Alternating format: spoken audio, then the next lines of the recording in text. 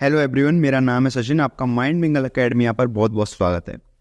Chapter 5 तक हमारे सारे लेक्चर्स कंप्लीट हो चुके हैं। मतलब इंडियन सोसाइटी बुक सोशोलॉजी की चैप्टर 5 कंप्लीट हो चुके हैं और ये चैप्टर 6 है। आपके सीबीएसई में जो सिलेबस है उसके अनुसार हम कंप्लीट करा रहे हैं। ये चैप्टर 6 है जिसे हम बेसिकली आज अच्छे तरीके से डिस्कस करने वाले हैं।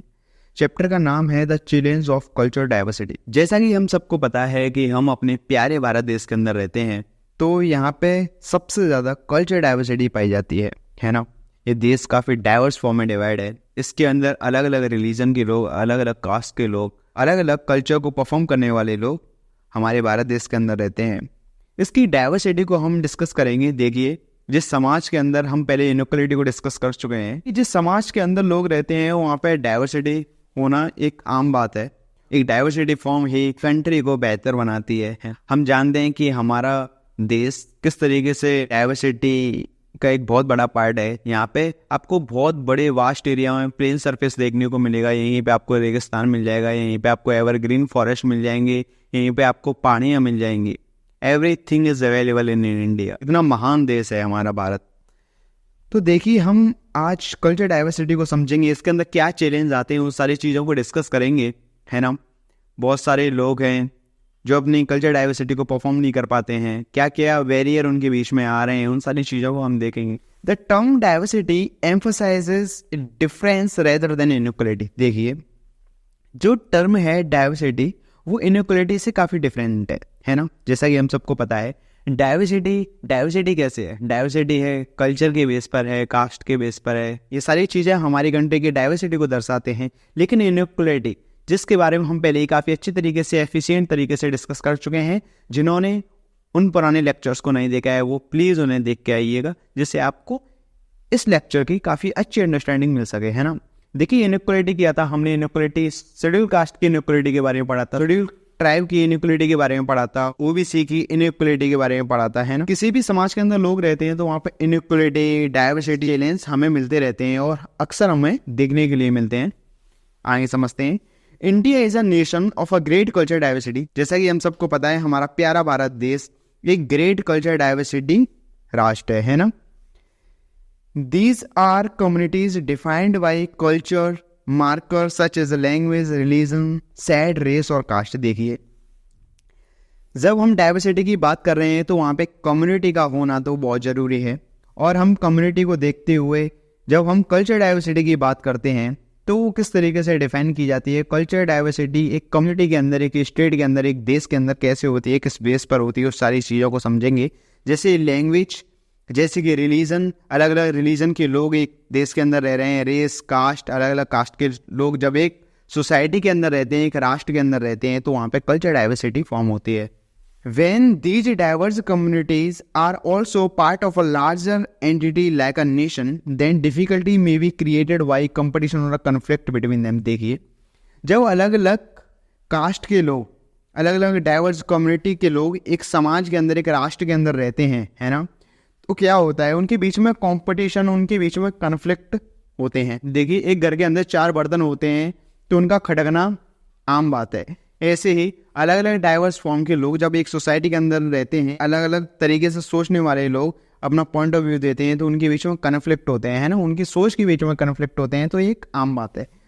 Culture diversity can present tough challenge. देखिए, कल्चर डाइवर्सिटी है वो एक टफ चैलेंज हमारे लिए लेके आती है, प्रेजेंट के टाइम में है, क्योंकि लोगों की जो कल्चर डाइवर्सिटी है वो खत्म होती जा रही है, ऐसा देखा जाता है ना। लोग अपने रिचुअल्स को, वो अपने कल्चर को फॉलो नहीं कर पा रहे हैं ना, परफॉर्म नहीं कर पा रहे हैं, तो ये सारी चीज़ें वो फेस कर रहे हैं। तो क्या हो रहा है, टफ चैलेंज उनके बीच में आ रहे हैं, बैरियर बन रहे हैं, और इस वजह से जो देश की डाइवर्सिटी है वो धीरे धीरे खत्म होने लगती है। Sometimes culture difference are accompanied by economic and social inequality and this further complicate things. देखिए, कभी कभी देखा जाता है कि जो समाज के अंदर जो कल्चर डिफरेंस आ रहे हैं वो किस चीज़ के द्वारा है, इकोनॉमिक और सोशल इनइक्वालिटी उस पर लाई कर रही है कहीं ना कहीं। समाज के अंदर जब लोग रहते हैं तो वहाँ पे इनइक्वालिटी होना एक आम बात है। और उनकी इकोनॉमिक कंडीशन की बेस पर, लोग अपर कास्ट से बिलोंग करते हैं तो उनकी इकोनॉमिक कंडीशन ज़्यादा अच्छी होती है, लोअर कास्ट से बिलोंग करते हैं तो उनकी इकोनॉमिक कंडीशन लो होती है। तो उसके बेस पर ना समाज के अंदर क्या हो रहा है, इनइक्वालिटी फॉर्म हो रही है ना।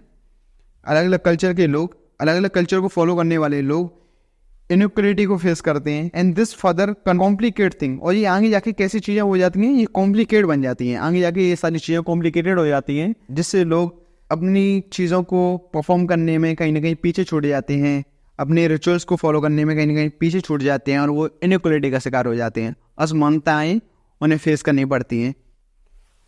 The situation is made worse when less resources like a river, water, jobs और government fund have to be shared। देखिए सिचुएशन कब बुरी हो जाती है ना, जब बहुत कम रिसोर्सेज जैसे कि रिवर, वाटर, जॉब्स और गवर्नमेंट फंड ऐसी चीज़ों को भी शेयर करने की बात आ जाती है। समाज के अंदर इक्वलिटी को मेंटेन रखने के लिए ये सारी चीज़ों को क्या करना पड़ता है, हमें शेयर करना पड़ता है, और सिचुएशन जब वर्स हो जाती है, ये सारे रिसोर्सेज हमारे समाज के अंदर कम पड़ जाते हैं। There seem to be so many divisive force hard at work tearing apart the unity and integrity of our country। देखिए हम जानते हैं हम एक कल्चर डाइवर्सिटी वाली सोसाइटी के अंदर रहते हैं, हमारे देश के अंदर काफ़ी डाइवर्सिटी है, जहाँ पे हर चीज़ की हमें नीड है, यहाँ के लोगों को रिसोर्सेज कम्प्लीटली पहुँचाना। जब ये सारी चीज़ें एकदम हार्ड हो जाती हैं, टफ हो जाती है ना, लोगों के जीवन में वेरियर आने लग जाते हैं, तो वो क्या करते हैं, वो अपने तरीके से काम करने लगते हैं ना, एक डिविजिव फोर्स बन जाता है सोसाइटी के अंदर, जो क्या करता है, जो कि हमारी कंट्री की इंटीग्रिटी और यूनिटी को फाड़ने का काम करता है। देखिए एक समाज के अंदर कल्चर डाइवर्सिटी, डिफरेंट कल्चर से आने वाले लोग रहते हैं, तो वहाँ पे ऑफकोर्स बहुत सारे चैलेंज हमें, और एक समाज के अंदर जब अलग अलग रिलीजन से आने वाले लोग एक जगह पर आकर अपने अलग अलग रास्तों को चूज करते हैं, तो वहाँ पे क्या होता है, कम्युनल राइट्स, एक कंट्री के अंदर कम्युनल राइट्स होने लगते हैं, डिमांड फॉर रीजनल ऑटोनॉमी, जहाँ पे लोग मेजोरिटी में होते हैं वो ऑटोनॉमी की बात करने लगते हैं, और कास्ट वॉर और जाति विवाद होने लगते हैं। लेकिन इसके बावजूद of them India has not only survived as a nation, ना कि भारत नेशन एक राष्ट्र की तरह सर्वाइव किया है, but is a stronger nation state, but एक स्ट्रॉन्ग नेशन स्टेट है ना। जैसे कि हम सबको पता है culture, communities and nation state. अब हम culture, communities and nation state के बारे में बात करेंगे। Why is it so important, ये क्यों इम्पोर्टेंट है for people to belong community based on culture identity like a caste, ethnic group, religion और रीजन। देखिए ये क्यों इम्पोर्टेंट है, जो कल्चर कम्युनिटीज है वो क्यों इम्पोर्टेंट है, अपनी कम्युनिटी अपने कल्चर को सिक्योर करना क्यों इम्पोर्टेंट है, क्यों हम उन्हें प्रोटेक्ट करने की बात करते हैं, क्यों इसकी वजह से जाति विवाद होने लगते हैं, है ना। एक कास्ट को क्यों प्रोटेक्ट करना होता है, एक रिलीजन को क्यों प्रोटेक्ट करना होता है, उन सारी चीज़ों को डिफरेंट वेरिएंट को समझने की कोशिश करेंगे। The importance of community identity. देखिए जो कम्युनिटी आइडेंटिटी है समाज के अंदर, सोसाइटी के अंदर, एक देश के अंदर जो कम्युनिटी की आइडेंटिटी बनी हुई है वो इम्पोर्टेंट क्यों होती है। हु एम आई, मैं कौन हूँ, इस क्वेश्चन का आंसर जानने के लिए हमें कम्युनिटी आइडेंटिटी की जरूरत होती है। How am I different from other, मैं दूसरों से अलग कैसे हूँ, इस क्वेश्चन का आंसर पाने के लिए हमें कम्युनिटी आइडेंटिटी की जरूरत होती है। What goals and aspiration should I have, और मेरे क्या एस्पिरेशन और मेरे क्या गोल होने चाहिए, है ना। उन सारी चीज़ों को जानने के लिए हमें कम्युनिटी आइडेंटिटी की ज़रूरत होती है। देखिए एक समाज के अंदर जब हम किसी भी कम्युनिटी के अंदर हम जब बर्थ लेते हैं, हमारा जन्म होता है, तो हमें इन सारे क्वेश्चंस का जवाब पता लग जाता है। लेकिन अगर किसी भी कंट्री के अंदर कम्युनिटी आइडेंटिटी सिक्योर नहीं होगी, उसे प्रोटेक्शन नहीं मिला होगा और वो ख़त्म हो गई होगी, तो इन सारे क्वेश्चंस का आंसर यहीं ख़त्म हो जाता है। तो इन्हीं सारी चीज़ों को, हमारे कल्चर को इसलिए ही सिक्योर करना पड़ता है जिससे इन सारे क्वेश्चंस का आंसर हमें एफिशिएंट तरीके से मिल सके। The socialization process involve a continuous dialogue, negotiation and even struggle against significant other। देखिए सोशलाइजेशन प्रोसेस होता है हमारी कंट्री के अंदर, हमारी कम्युनिटी के अंदर एक सोशलाइजेशन प्रोसेस होता है। सोशलाइजेशन का मतलब होता है लोगों के बीच में इंटरेक्शन। हम जब किसी भी समाज के अंदर लोगों से इंटरेक्ट करते हैं तो वहाँ पे सोशलाइजेशन जैसी प्रोसेस इन्वॉल्व हो जाती हैं, है ना। Continuous dialogue, negotiations, even struggle against significant other, और कभी कभी स्ट्रगल भी हो जाता है, लोगों के बीच में वाद विवाद भी हो जाता है। ये एक सोशलाइजेशन का प्रोसेस होता है। Those directly involve in our lifes, जो कि अक्सर हम अपने जीवन में देख सकते हैं, लाइक आवर पेरेंट्स, फैमिली, किन ग्रुप, अदर कम्युनिटी। जैसा कि हमारे पेरेंट्स के बीच में फैमिली, किन ग्रुप और कम्युनिटी के बीच में अक्सर हम देख सकते हैं। बहुत सारी चीज़ें हैं जहाँ पे अच्छी चीज़ें भी होती हैं, बुरी चीज़ें भी होती हैं, है ना। Meeting of the people in a society, ये एक सोशलाइजेशन का प्रोसेस होता है।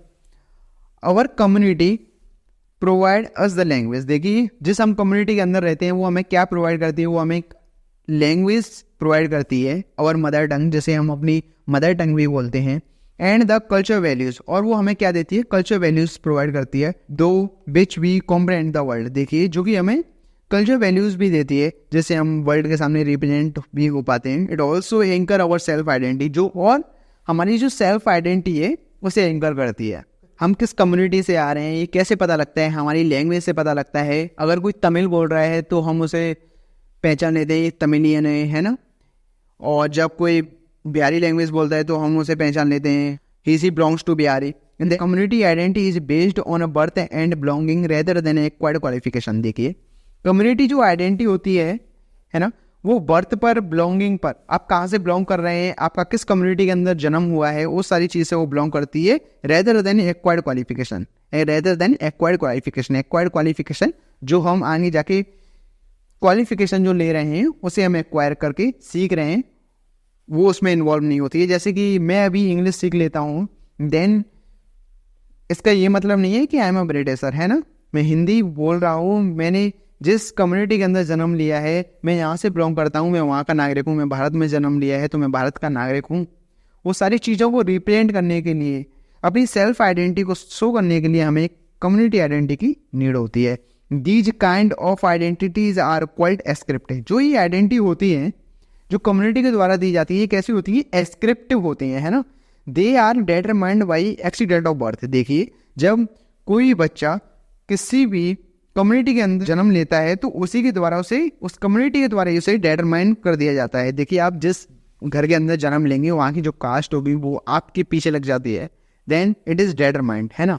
Do not involve any choice, इसमें कोई चॉइस नहीं होती, आप उसे चेंज नहीं कर सकते हैं, जैसा कि आप सबको पता है।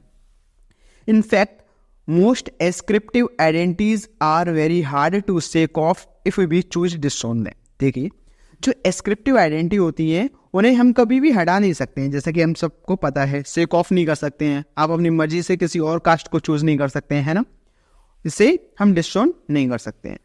A second feature of ascriptive identities and communities feeling is that they are universal। देखिए सेकंड फीचर होता है हमारी ascriptive identity का कि जो कम्युनिटी की फीलिंग होती है ना वो यूनिवर्सल होती है। आप जिस कम्युनिटी से आते हैं वो आपकी एक यूनिवर्सल आइडेंटिटी होती है ना। Everyone has a mother land, mother tongue. देखिए जैसे कि हमें मदर लैंड, जिस भूमि में हमने जन्म लिया है ना, हमारी मदर टंग, हमें मदर लैंग्वेज मिलती है वहाँ से, फैमिली, फेथ, और अपने परिवार के प्रति वफादारी, ये सारी चीज़ भी हम सीखते हैं। तो ये सारी चीज़ें क्या है, ये एक यूनिवर्सल है ना। जैसा कि हमने अभी सारी चीज़ों को देखा, birth, mother language, mother tongue और फैमिली, फेथ, ये सारी चीज़ें कैसी हैं, ये सारी चीज़ें यूनिवर्सल हैं, एस्क्रिप्टिव आइडेंटिटी है ना। This may not necessarily be strictly true of every individual but it is true in identity. ये जरूरी तो नहीं लेकिन सच तो है ना, ये तो हमें पता है। ऑफ एवरी इंडिविजुअल, जो भी इंडिविजुअल है उन सब के लिए एक सच्चाई है, एक यूनिवर्सल ट्रू कमिटमेंट है, एक यूनिवर्सल साइन है ना। Loyal to our respective identity, की जिस आइडेंटिटी के अंदर, जिस कल्चर आइडेंटिटी के अंदर, जो आपकी जो कल्चर आइडेंटिटी है जिसके अंदर आपने जन्म लिया है, जो भी है जो आपकी आइडेंटिटी है उसके अंदर आप कितना लॉयल है ना। ये क्या है कि यूनिवर्सल है। जरूरी नहीं, आज के ज़माने में लोग इसे रेगुलरली फॉलो नहीं करते हैं, है ना। वो अपनी चॉइस के अनुसार उन सारी चीज़ों को चेंज कर देते हैं। आपने सुना होगा ब्रेन ड्रेन के बारे में, सुना हुआ है ना। बहुत सारे लोग हैं जो कि बहुत ही अच्छी पोस्ट पर हैं, कहाँ से बिलोंग करते हैं, वो इंडिया से हैं, है ना, और वहाँ पे जाके वो दूसरे कंट्रीज हैं उनके लिए काम कर रहे हैं। तो ये क्या है, ये ब्रेन ड्रेन है।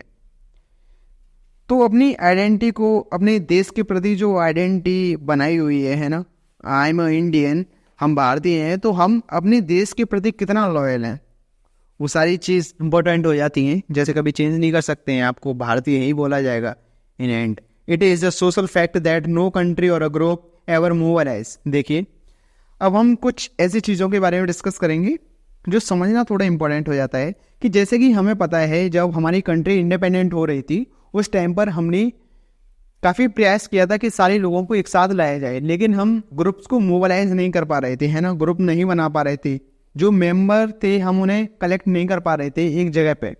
क्यों नहीं कर पा रहे थे, क्योंकि उनमें हम की भावना नहीं थी। वी वाली जो फीलिंग होती है ना, WE, वी, हम, वो वाली फीलिंग नहीं थी। अगर आप किसी से तुम ये वो ऐसे की बात करोगे ना, तो उनके अंदर एक बॉन्ड नहीं बनता है। जब हम कह के बात करते हैं ना, तो हम एक हैं, we are one. Untruth, injustice और इनइक्वालिटी, जब तक हम की फीलिंग नहीं आती है ना, तो लोग इकट्ठे नहीं होते हैं, है ना। नो कंट्री और अ ग्रुप एवर मोबिलाइज। देखिए, everyone is always fighting for a truth, justice और इक्वलिटी। जैसा कि हम सबको पता है, जिस सोसाइटी से हम आ रहे हैं, जिस सोसाइटी के जिस देश के अंदर हम रहते हैं, वो कल्चर डाइवर्सिटी का देश है, और इसके अंदर हर कोई एक सच के लिए लड़ रहा है, जस्टिस के लिए लड़ रहा है, इक्वलिटी के लिए लड़ रहा है। हर किसी को न्याय चाहिए। किसी भी कंट्री के अंदर हम रहते हैं तो हम हमेशा यही एक्सपेक्टेशंस करते हैं कि हमें भी इक्वल रेस्पेक्ट दी जाए। अगर आपकी कहीं भी बेइज्जती कर दी जाती है तो आपको भी काफ़ी इन्फीरियर फील होगा, और फिर आप ये सोचेंगे कि मैं यहाँ कभी आऊँगा नहीं, है ना। और वहाँ के लोगों से आप खफा हो जाते हैं। तो वही सारी चीज़ें हैं। एक कल्चर डाइवर्सिटी के देश में सारी चीज़ों को एक अच्छे तरीके से मेंटेन करना काफ़ी इंपॉर्टेंट हो जाता है, और सबको इक्वली ट्रीट करना, जस्टिस, ट्रुथ सबके लिए, है ना। ये सारी चीज़ें कब चलती हैं? जब सारे लोगों के बीच में वी की फीलिंग होती है। कोई भी धर्म, कोई भी कास्ट अलग नहीं है, सब लोग वी से रिप्रेजेंट किए जाने चाहिए। इसी वजह से हमारा भारत देश आज़ाद हो पाया था। यहाँ पर ही लेक्चर एंड हो जाता है। इसके बाद हम आगे आने वाले लेक्चर में इसके बचे हुए पार्ट के बारे में बात करेंगे। जब तक के लिए जय हिंद, मस्त रहिए, चिल करिए, हैप्पी रहिए।